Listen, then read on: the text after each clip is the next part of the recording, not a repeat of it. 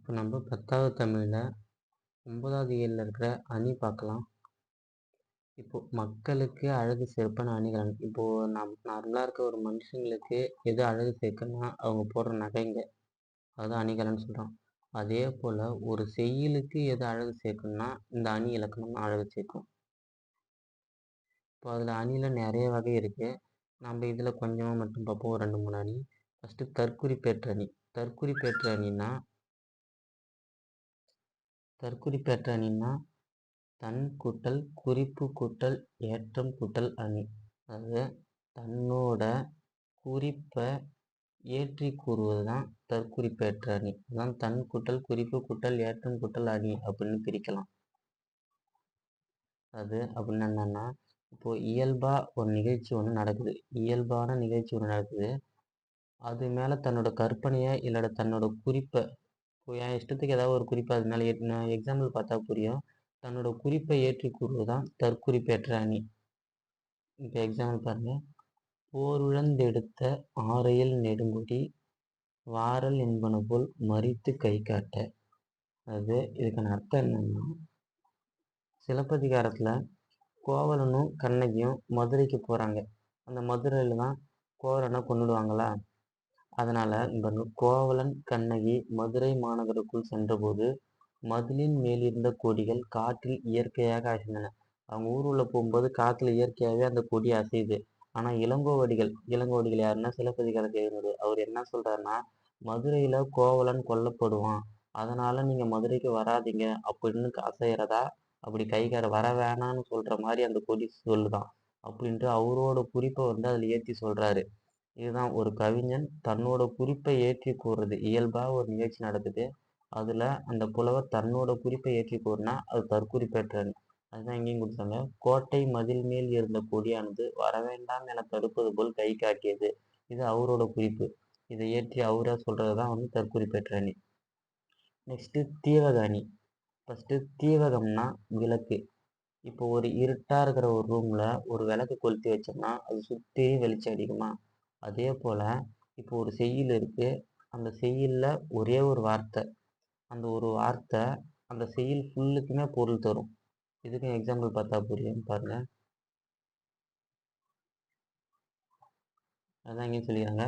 ஒரு அறையில் இருக்கிற விளக்கு அந்த அறையில் இருக்கிற எல்லா இடத்துக்குமே வெளிச்சம் தர்றது மாதிரி செய்யுளில் ஒரு இடத்துல இருக்கிற ஒரு சொல்லு அந்த செய்யுளில் இருக்கிற பல இடங்களில் எல்லா இடத்துலையுமே சென்று அதுக்கான பொருளை கொடுத்துச்சுன்னா அதுதான் தீவகணி. தீவகம்னா விளக்குன்னு பார்த்தோம். இந்த தீவகணி 3 வகைப்படும். அது என்னென்னா, முதல் நிலை தீவகம், இடைநிலை தீவகம், கடைநிலை தீவகம். எக்ஸாம்பிள் பார்க்கலாம். சேந்தன வேந்தன் திருநெடுங்கண் தெவ்வேந்தர் ஏந்து தடந்தோள் இழி குருதி பாய்ந்து திசை அனைத்தும் வீரச்சிலை பொழிந்த அம்பும் மிசை அனைத்தும் புல்குளமும் வீழ்ந்து. இந்த சேந்தன அப்படின்ற ஒரு வார்த்தை இருக்குல்ல, அதுக்கான மீனிங் இந்த சேந்தன அப்படின்னா அதோட மீனிங் சிவந்தன, அதாவது செவந்து போயிருக்கு, அதுதான் சேந்தன. அது என்னென்னலாம் செவந்துச்சுன்னா, வேந்தன்னா அரசனோட திருநெடுங்கண், அரசனோட கண்ணு சிவக்கு தான். அடுத்தது தெவ்வேந்தர், தெவ்வுன்னா பகை, வேந்தர் அதாவது அரசனுக்கு ஆப்போசிட்ல இருக்கிற பகை வேந்தரோட ஏந்து தடந்தோல், அவரோட தோல் உடம்பு, அதாவது இந்த அரசனை அடிக்கிறதுனால அந்த பகை மன்னரோட தோலெல்லாம் சிவக்குதான். இந்த சேந்தனன்ற ஒன்றே ஒன்று தான் சிவந்தனன்ற பொருளை கொடுக்குது. அதுதான் அங்கே பாருங்க, வேந்தனோட கண்ணு சிவக்குது. கண்ணு சிவந்த உடனே பகை வேந்தரோட உடம்பு தோலெல்லாம் சிவக்குது. அந்த சண்டையில் இழி குருதி பாய்ந்து திசை அனைத்தும் அப்படின்னா அந்த ரத்தம் வடிதான், அந்த வடிகிற திசை ஃபுல்லாக சிவப்பாக இருக்கான். வீரச்சிலை பொழிந்த அம்பும், அந்த அரசன் விடுற அம்பெல்லாம் சிவந்து போகுதான். மிசை அனைத்தும் புல்குளமும் வீழ்ந்து, அந்த புல்லுன்னா பறவை, அங்கே பறக்கிற பறவை மேலெல்லாம் பட்டு எல்லாமும் சிவந்துக்குதான். இந்த சிவந்தனன்ற ஒரு சொல்லு இங்கே இருக்கிற எல்லாத்துக்கூடையும் சேர்ந்து பொருள் கொடுக்குது. இதுதான் தீவகணி. நெக்ஸ்ட்டு அடுத்தது என்னன்னு பார்க்கலாம். நிரல் நிறை அணி. இப்போது இந்த நிரல் நிறை அணி, நிரல்னா வரிசை, அதுவே நிறைனா நிறுத்தல். நிரல்னா வரிசை, நிறைனா நிறுத்துதல். இப்போது சொல்லையும் பொருளையும் வரிசையாக நிறுத்தி அந்த வரிசைப்படியே பொருள் கொண்டா அது நிரல் நிறை அணி. எக்ஸாம்பிள் பாருங்க. அன்பும் அறனும் உடைத்தாயின் இல்வாழ்க்கை பண்பும் பயனும் அது. இந்த ஒரு கணவன் மனைவி இருக்கிற இல்லற வாழ்க்கையில அன்பு இருந்தால் தான் அதுக்கான பண்பும் இருக்கும். அரணா நடந்துக்கினா தான் அதுக்கான பயனும் கிடைக்கும். இந்த மாதிரி அன்பு அரண் இந்த வார்த்தையை வரிசையாக அமைச்சு இந்த அன்புக்கான பண்பு அரணுக்கான பயன் இதையுமே அதுக்கு ஆப்போசிட்டில் வரிசையாகவே வச்சுருக்காங்க. இந்த மாதிரி இது வந்து அன்பும் இல்வாழ்க்கை அன்பும் அறனும் உடையதாக விளங்குமானால் அந்த வாழ்க்கையில் பண்பும் பயனும் அதுவே. இந்த அன்புக்கு பண்பு அரண் பயன் இந்த மாதிரி ஆர்டராகவே வரிசையாகவே நேராக இருக்கிறதுனால இது நிரல் நிறை அணி. நெக்ஸ்ட்டு தன்மை அணி. தன்மைன்னா இப்போது ஒரு இயல்பாக ஒரு விஷயத்த சொல்கிறது தான் தன்மை. அது எப்படின்னா எவ்வகைப்பட்ட பொருளாக இருந்தாலும் இயற்கையில் அமைந்த அதன் உண்மையான இயல்புத்தன்மையை கேட்பவரின் மனமகிழுமாறு உரிய சொற்களை அமைத்து பாடுவது தன்மையாகும்.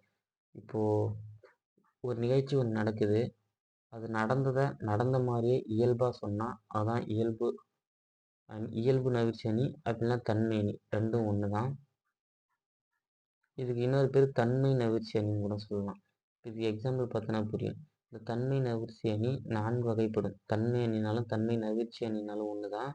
இது 4 வகைப்படும். அது என்னென்னா பொருள், குணம், சாதி, தொழில். இது 4மே வந்து தன்மை நவிர்ச்சி அணியோட வகைகள். இப்போ இந்த எக்ஸாம்பிள் பார்த்தா இதுக்கான அர்த்தம் புரியும். மெய்யில் பொடியும் விரித்த கருங்குழலும். அதாவது மெய்னா உடம்பு, உடம்புல பொடினா தூசு, உடம்புல தூசும். இது என்னன்னா கண்ணகி மதுரையில் போய் பாண்டிய மன்னனை பார்த்து இந்த வழக்குரைக்காது இந்த கோரனை கொண்டதுக்கப்புறம் போய் வழக்காடுவாங்கள்ல, அதுதான் அந்த பாட்டு. மெய்யில் பொடியும் உடம்பு ஃபுல்லாக தூசு, மெய்னா உடம்புல பொடினா தூசு, உடம்புல தூசும். விரித்த கருங்குழலும் இந்த முடி தலைமுடி விரிச்சிருக்கான். கையில் தனி சிலம்பம், கையில் ஒரு சிலம்பம் மட்டும் வச்சுருக்காங்க. கண்ணீரும் கண்ணு தண்ணியோட போகிறாங்க. வையை கோன்னா வைகை நதியை ஆட்சி செய்கிற பாண்டிய மன்னன். கண்டளவே தோற்றான், அவன் அந்த பொண்ணு இந்த ஒரு கோலத்தில் வரும்போதே அவன் பார்த்த உடனே அவன் தோத்துட்டான். அக்காரிகை தன் சொற்செவியில் உண்டளவே, அந்த பொண்ணு வந்து அவங்க சைடு இருக்கிற நியாயத்தை சொல்லும் போதே அவன் உயிரையே விட்டுட்டான். அப்படியே அங்கே நடந்ததை டைரெக்டாக அப்படியே சொல்லியிருக்காங்க. இதுதான் இயல்பு நவிர்ச்சி அணி அப்படின்னா தன்மை அணி அப்படின்னா தன்மை நவிர்ச்சி அணி. மூணுமே ஒன்று தான். இது எங்கே இருக்குன்னா சிலப்பதிகாரத்தில் வழக்குரை காதை அந்த காதையில் இடம்பெற்ற பாட்டு தான் இது. அதே தான் அங்கே பொருள் சொல்லியிருக்காங்க.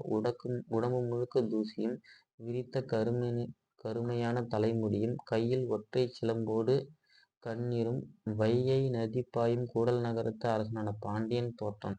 அந்த தோட்டத்தை பார்த்த உடனே அவன் தோற்றானா. அவளது சொல் தன் செவியில் கேட்டவுடன் உயிரை நீத்தான். அங்கே நடந்ததை இயல்பாக பாட்டில் சொல்லியிருக்காங்க.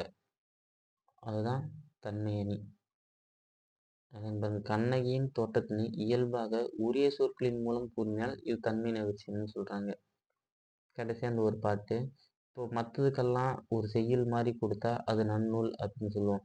ஆனால் அணின்னு எங்கே வந்தாலும் அணியை பற்றி சொன்னாலே அது முக்கியமாக தண்டி அலங்காரமாக தான் இருக்கும். எவ்வகை பொருளும் எந்த ஒரு பொருளாக இருந்தாலும் மெய்வகை விளக்கும். மெய்னா உண்மை, அதோட உண்மைத்தன்மையை விளக்குற சொன்முறை கொடுக்குது. அப்படி அந்த உண்மைத்தன்மை விளக்குற சொல்லால் சொல்கிறது தான் தன்மையாகும். அதாவது அதுதான் தன்மை அணி அப்படின்னு சொல்கிறாங்க. இது தண்டி அலங்காரத்துலேருந்து இந்த பாட்டு இருக்குது.